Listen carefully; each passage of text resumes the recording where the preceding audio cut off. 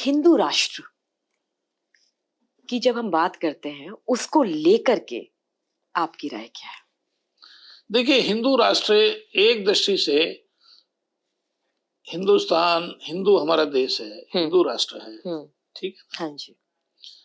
एक संस्कृति, एक कहा जाए कि अपनापन जिस भाव से आता है।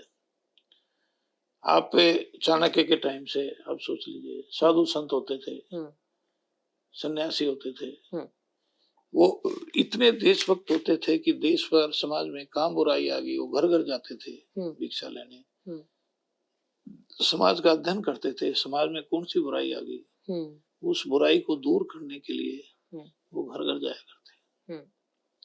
अहमद शाह अब्दाली आया, कितने मंदिरों को तोड़ दिया, ठीक है। योगी परंपरा आपकी, ये गोरखपुर की जो उसकी थी, गुरु गोरखनाथ, उनकी परंपरा थी योगी। वो जोगी होते थे और वो घर घर जाते थे, भिक्षा दे ही माई, और वो माँ अंदर से लेके आती थी, आटा लेकर। पहले बड़े अमीर घर थे तो वो धन संपदा लागत, और वो योगी कहता था, नामा देश पर संकट आया है, अपनी कोख से पैदा एक बच्चा जोगी बनने के लिए जो देश में जागृति लाएगा, ऐसा चाहिए। ये परंपरा थी हमारी, साधु संतों से लेकर के सामान्य व्यक्ति तक राष्ट्र के साथ जुड़े होते थे, और उनकी दिनचर्या, उनका जीवन त्याग में होता था, बलिदान में होता था, बड़े से बड़ा बलिदान देने के लिए आगे जाते थे। वही योगी सिकंदर आया। सिकंदर यहाँ से महिलाओं को कैद करके ले जा रहा था, उनके सैनिक उन पर भिन्न भिन्न प्रकार के अत्याचार करते थे। एक बेटी उन दरिंदों से छूट करके भागी। एक सन्यासी भी अरस्तु के कहने से, अरस्तु के उस पर करने से सिकंदर अपने साथ लेके चल रहा था। उस सन्यासी के कुटिया में वो बच्ची चली गई, उसने उसको अभयदान दिया, बैठो बेटा। उसके सैनिक आएंगे, छोड़ दो, नहीं छोड़ेंगे, तुम्हें मालूम नहीं राज आज्ञा का क्या होगा, मुझे डराओ मत। रात को उन्होंने एक अलाव जलाया और उसको उससे बांध दिया किसी स्तंभ से, और सिकंदर ने कहा कि देखो हम कैसे वो करते हैं, सन्यासी तुम देख लो हमारा राजतंत्र क्या है। तो उसने उसको उस अलाव में डालने की आज्ञा दी, और सैनिक जाकर के उसको डालने लगे। वो सन्यासी नपे तुले उससे जाकर के स्वयं प्रवेश कर गया आग में। वो भागा सिकंदर बचाने के लिए, क्योंकि उसके गुरु की अमानत थी। लेकिन जब तक वो आता, उसके हाथ जलने के अलावा कुछ नहीं। सन्यासी धो धो करके चला गया। और अरस्तु को कहेगा, भारतीय जीवन की विशेषता क्या है? ये हिंदू विशेषता है। हिंदू बजरंग दल ये वो ये नहीं है, ये बनना है, हमने ये बनाना है। लेकिन ये तो पीछे रह गया, अब तो बहुत ज्यादा त्याग में बलिदान सहित अपने समाज को अच्छा हम कैसे बना सकते हैं, संस्कारित कैसे कर सकते हैं, वो श्रेष्ठ संस्कारों से युक्त समाज बने, समस्त राष्ट्र एक सूत्र में पड़ा जाए, वो हिंदू राष्ट्र है, उसकी कल्पना है। ऐसे श्रेष्ठ व्यक्ति विवेकानंद है। सारी दुनिया में विवेकानंद ने मोंक ऑफ हिंदू क्यों कहा? उसने हिंदुत्व का एक जीता जागता चित्रण किया ना। लेकिन क्यों नहीं बना पा रहे विवेकानंद? नहीं, अब ये सारी प्रक्रिया है, उसमें भिन्न भिन्न प्रकार की समस्याएं हैं। इन समस्याओं को दूर करते करते धीरे धीरे उस तरफ जाएंगे जब इस धरती पर विवेकानंद जैसे एक नहीं हजारों लोग होंगे। आज अध्यापक हैं हमारे, उस तरह के अध्यापक हैं क्या? गुरु वृंद, गुरु गोविंद दो खड़े काके लागू पाओ, बलिहारी गुरु आपनो गोविंद दिया बताओ। कौन राष्ट्र का कौन निर्माण करते थे? टीचर करते थे। चाणक्य ने कहा कि तुम सामान्य वेतन भोगी व्यक्ति नहीं हो, तुम देश के निर्माता, राष्ट्र के निर्माता हो। और चाणक्य ने उस समय एक क्रांति लाई। टीचर के माध्यम। आज हमारे टीचर कैसे हो गए हैं, हमको ठीक करना है। जैसे आपने कहा विद्या भारती में, और अन्यथा भी ऐसे शिक्षक आज निर्माण किए हैं जो बिना डिग्री के श्रेष्ठ से श्रेष्ठ व्यक्ति बन रहे हैं। आज टाटा ये वो उनको 50 लाख रुपए पे दे करके उनको हायर कर रहे हैं। वो प्रथा चली है।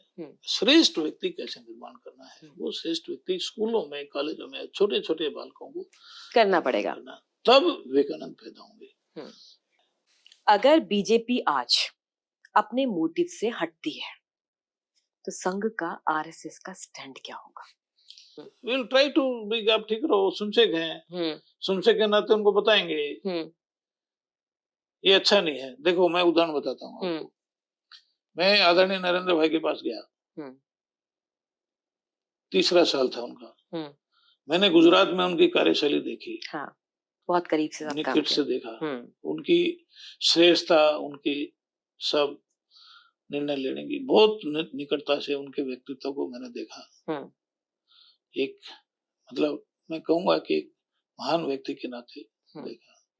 यहाँ प्रधानमंत्री आने के बाद मुझे थोड़ा सा ऐसा, मैंने कहा नरेंद्र भाई आप गुजरात की तरह से गवर्नेंस, आज वो शैली आपकी बदल गई है। तो उन्होंने मुझे बहुत प्यार से और एक बहुत अच्छे ढंग से, इतने बड़े व्यक्ति होने, सारी दुनिया में नरेंद्र भाई का डंका बज रहा था पहली बार। हाँ, शुरू का तो एक अलग था। तो उन्होंने कहा मैं पहली बार यहाँ आया हूँ, पहली बार ये जिम्मेवारी संभाली है, मुझे बहुत कुछ सीखना है, बहुत कुछ जानना है। इसलिए जो तुम कार्यशैली कह रहे हो वो कार्यशैली नहीं, वो इस आवश्यकता के अनुसार जो जो परिवर्तन करने की बातें हैं वो मैं कर रहा हूँ, और इसमें और भी बदलाव आएगा। अब उन्होंने एक मेरे जैसे बिल्कुल साधारण से कार्यकर्ता को, मैं तो उसमें कहेंगे तो गिनती में कहीं गिनती नहीं हमारी, लेकिन मेरे जैसे साधारण कार्यकर्ता को इतने दरिया दिल से, इतने बड़े मन से कहा कि उसका ये कारण है। यही तो संघ की खास बात है, संघ के लोगों की खास बात है। कहते हैं गिनती नहीं और एक्सेस बड़ा अच्छा होता है। नहीं, लेकिन ऐसी गिनती भगवान करे सबकी ना हो। अब आप सोच लीजिए संगठन का आज सर्वोच्च व्यक्ति नरेंद्र भाई हैं, और वो ये बात कहते हैं उनके सामने। मैं ऑथेंटिक थोड़ी था। आपने तो जनरल बोला, जनरल बड़े बड़े अधिकारी, पूजनीय सरसंघचालक जी हैं, सरकारवाजी हैं, और जो राजनीति का काम देखते हैं, जो इस सारे में ऑथेंटिक व्यक्ति हैं, उनमें से तो कहीं भी नहीं था। लेकिन मेरे को उन्होंने डांट के या कुछ थोड़ा सा मुंह चढ़ा के नहीं बोला, अरे तुम्हें क्या मालूम है, ऐसा नहीं कहा। एक बहुत ही दरिया दिली से उन्होंने मुझे कहा, ये उनका बड़पन है। लेकिन एक साधारण कार्यकर्ता के प्रश्न को भी जो बिल्कुल छूने वाला था, उन्होंने बड़े अच्छे, जो आलोचना लग सकता था, लेकिन उन्हें आलोचना नहीं लगा, उन्होंने उसका उत्तर दिया। मैं इस बात को हमेशा याद रखता हूँ। ये 10 साल हो गए, 9 साल हो गए उस बात को। तो अब समझिए कि कितना अधिक परसेप्शन है परस्पर एक दूसरे का। फिर उन्होंने थोड़े दिन के बाद में गया तो उन्होंने पूछा भारत विकास परिषद कैसे काम कर रहा है, क्या क्या कर रहा है, कितने स्वयंसेवक संगठन में है, नए लोगों को कितनों को बनाया। अब वो बड़े हैं, मेरे से बड़े हैं, हर तरह से उसमें है। तो मुझे बहुत अच्छा लगा कि उनको भी हमारे संगठन की चिंता है। मैंने बताया कि हम बाहर के लोगों को ज्यादा लेते हैं और उनको स्वयंसेवक बना करके हम संगठन में लगाते हैं, तो बड़े खुश हुए। तो ये आपस में हमारा तालमेल है। इसमें ये नहीं है कि भी राजनीति ऐसा करेगी। अब राजनीति में काम करते हैं तो बेचारों को उन्हीं को उस पर सारा स्ट्रेस रहता है राष्ट्र निर्माण का, हम सब पर रहता है। विद्यार्थियों में है, विद्यार्थियों में देशभक्ति आनी चाहिए, तो विद्यार्थी परिषद के लोग लगे रहते हैं, बहुत सारी घटनाएं हो जाती हैं। जेएनयू में मैंने देखा स्टूडेंट लाइफ है, उसमें कितने बच्चे भटक जाते हैं इधर, लेकिन विद्यार्थी परिषद उसके लिए जिम्मेवारी लेता है। हाँ, हमको ठीक करना है, समाज को ठीक करना है, तो विद्यार्थी अच्छे बनने चाहिए। ठीक है ना, विद्या भारती है। अब जैसे आपने कहा इतने स्कूल, विद्यार्थी भारती के माध्यम से बच्चे, टीचर, एक संस्कारित समूह निर्माण होता है। कर रहे हैं सारा। किसान संघ है, आज किसानों में कितनी प्रॉब्लम्स हैं, लेकिन किसान संघ उनके बीच में खड़ा है और किसानों को एक देशभक्ति के साथ खेती करना और अपनी ऑर्गेनिक और ये सारा जो भारतीयता का वो है ठीक करे।